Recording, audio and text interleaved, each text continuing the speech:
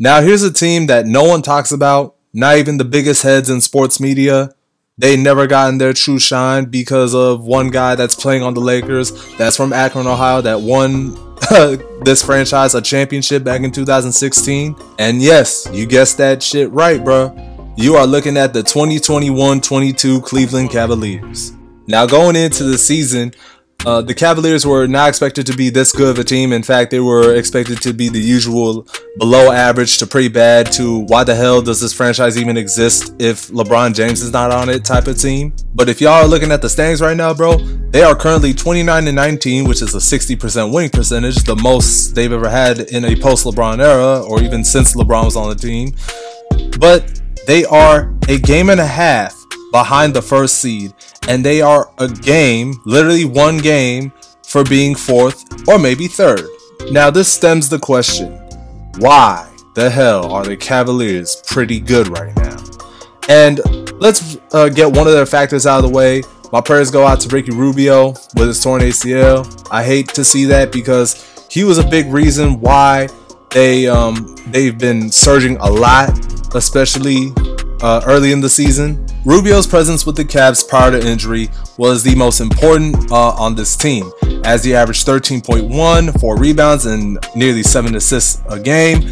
But if you all look beyond the stats, his presence on the floor was contributing to winning basketball, which is part of the reason they got Rajon Rondo. Now Rondo, he has more championship experience. Obviously he won 2, one with my Lakers, the other with Boston, and he provides a lot of solid knowledge that can help guys like Darius Garland and Jared Allen and Evan Mobley, and to a certain extent Collin Sexton, which I believe he's out as well. His knowledge of the game, as well as Rubio's, can really make a really positive impact on this team and can help the aforementioned guys as players in the near future. Now that we got the impact from both Ricky Rubio and Rajon Rondo out the way, let's talk about their defense. Currently, they are ranked number 3 in defensive efficiency behind the 2 best teams in the league in the Golden State Warriors and Phoenix Suns. Now, why are they good defensively? Well, it's because of the play of both Evan Mobley and Jared Allen. I will get to each of them separately. But when those two are on the floor, the Cavaliers are one of the best defensive teams in the league, obviously, because not only they can rebound, they can switch. Jared Allen is one of the better rim protectors of the league. He's currently 8th in rebounds, and right now he's averaging 16.3 a game. And y'all could argue that he could be in the running for most improved player, as opposed to his stats in Brooklyn, where he was just a solid 10 and 10 guy. Now he's increased those stats from the last few years in Brooklyn. And Evan Mobley, man, bro, Evan Mobley's a dog, man. 15 a game, 8 rebounds, 2 blocks, and a steal a game. And mind you guys, this guy is a rookie. This guy is my age. I'm 20 years old. He's 20 years old. We both were born in the same year. I'm not gonna specify. Y'all can calculate that for yourselves. But yeah, his impact on the floor is amazing for a rookie. Like, just being a solid defensive energy guy, and obviously Jared Allen, you know, again, being a defensive dog, and then Isaac Okoro is pretty good on defense as well. And obviously Rondo's still a good defender. Ricky Rubio, when he was healthy, pre-Rondo trade, has always been a good defender at his size. So it's one of the big reasons why this team is really good defensively, because they absolutely have dogs on the team. Collin Sexton, he's alright defensively, and Darius Garland, he's too small, but he's not that bad of a defender, but he's just mostly an offensive minded player. And I will get to how good Darius Garland has been for this team. Now, Darius Garland has been solidifying himself as not only an all-star this year, but potentially the future face of the Cleveland Cavaliers. And if you guys look at his stats, sure, it may not be the greatest thing. Like, I'm talking LeBron, KD, Giannis, and Kawhi and Steph Curry type stats, but he's really solidifying himself as one of the better playmakers in this league. We always talk about how Chris Paul and LeBron and all those guys, they are definitely up there, but Darius Garland is starting to make a name for himself, and he's received praise from, again, LeBron.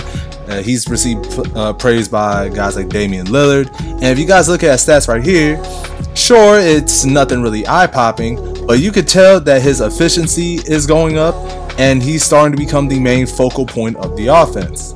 And that is very important because early on, when Darius was drafted in 2019, the Cavaliers were struggling to incorporate both Sexton and Garland in the offense together. Hell, it was so bad to a point where they were figuring to trade either Sexton or Garland, but most of the reports leaned on Collin Sexton. Originally, they wanted to experiment Sexton and Garland like teams did with, or at least the Blazers did with Dame and CJ McCollum. Obviously, that's off recency bias based on their run to the 2019 conference finals. But at the time, it somewhat made sense because Collin Sexton actually had a pretty good rookie year. But the thing is, Garland was a rookie and he was still trying to find his place on the team and a place in this league. And obviously, the first 2 years, it didn't really work out the way Cleveland was hoping it to. However, prior to Collin Sexton's injury that he suffered in, I think it was early November if I'm not mistaken, they were on a 4-game win streak at the time. They were actually looking like they were starting to figure things out, and they both looked like they were about to complement their games really well. And obviously in the game against New York, Collin got injured, and now he's out for the rest of the season with a torn meniscus in, I think, his right knee, if I'm not mistaken. I guess what I'm trying to say is the Cavaliers before, again, this is before the Collin Sexton injury, they looked like they were able to make this work because they made one big change. And I think they even made that change last year, but last year they weren't even that good of a team. And Jared Allen was still fresh off of that trade that sent James Harden to the Brooklyn Nets. But they put Darius Garland at point and Collin Sexton at the 2, which actually fits Sexton pretty well because, let's face it, he may be too small, but he is a true shooting guard at heart who happens to be a point guard's height. I mean, we've seen so many guards that are undersized that have played the 2 guard. More recently, well, Fred VanVleet, before Kyle Lowry departed from Toronto, is an example. And again, I just brought up Damian Lillard and CJ McCollum. Both are the 1 and 2 currently for Portland, and yeah, they're not a good team right now, but we don't need to talk about the very sorry ass Blazers who just fell off the face of the earth since 2019. I don't think we need to talk about that. But anyways, yeah, the Cavaliers are overall a good team, and they are making a lot of noise, a lot of unexpected noise, because a lot of people were expecting them to be another version of why the hell does this franchise exist if LeBron James is not on the team. But what the Cavaliers are doing is nothing short of impressive. Now, other contributions they've got, obviously contributions from Rondo, contributions from Kevin Love, obviously, who is the last man standing from that 2016 Cavs team, and obviously some solid enough production from Larry Markkinen, who Bulls fans were not too high on. And I forgot to mention this when talking about Mobley. I think he should be in talks for Rookie of the Year because the impact he has as a rookie, especially on the defensive end, that's so rare to find, and that's so few and far in between when you want to talk about rookies that make an impact on the defensive end in their rookie year. Not too many players can do that. Obviously, you have Davion Mitchell, who is a good, solid young defender, but he's not really finding a consistent enough role with the Sacktown Kings. The way Evan Mobley has found his defensive role with the Cleveland Cavaliers. That's the only difference. Now, what does this team remind you, or at least, I don't know why I asked it like that, what does this team remind me of? Well, for me, based on looking at this team and looking at teams from the past, it reminds me so much of what that 2019 Nets team was. That was before Kevin Durant and Kyrie Irving, and later on James Harden. That's when they had D'Angelo Russell, Karis LeVert, obviously Joe Harris, who's still on the team, and they had Jared Allen and Rondae Hollis-Jefferson. Solid role players and solid scorers, and then you have an all-star back then in D'Angelo Russell. It's the same thing here with Darius Garland. I could technically say the same about that 2017-18 Sixers team because Joel Embiid and Ben Simmons were much younger, and unlike Garland and Sexton, it did look like at the time, obviously I made my video about the Sixers, that they looked like they were starting to figure things out between Simmons and Embiid, and like this year's Cavs team, They were a pretty fun team to watch, even though they got obliterated in the second round. Or I shouldn't say they got obliterated, but you know what I mean. Just young, fun, energetic teams to watch, and obviously they remind me of what we saw with the Golden State Warriors before 2015. In 2013, the Warriors were a pretty fun team to watch because they were young and energetic. You had some solid veterans on the team, and obviously they delivered a lot of good upsets, or I shouldn't say a lot of good upsets, but they made it hard for the top seeded teams, especially eliminating the Denver Nuggets in the first round and going 6 games with the San Antonio Spurs.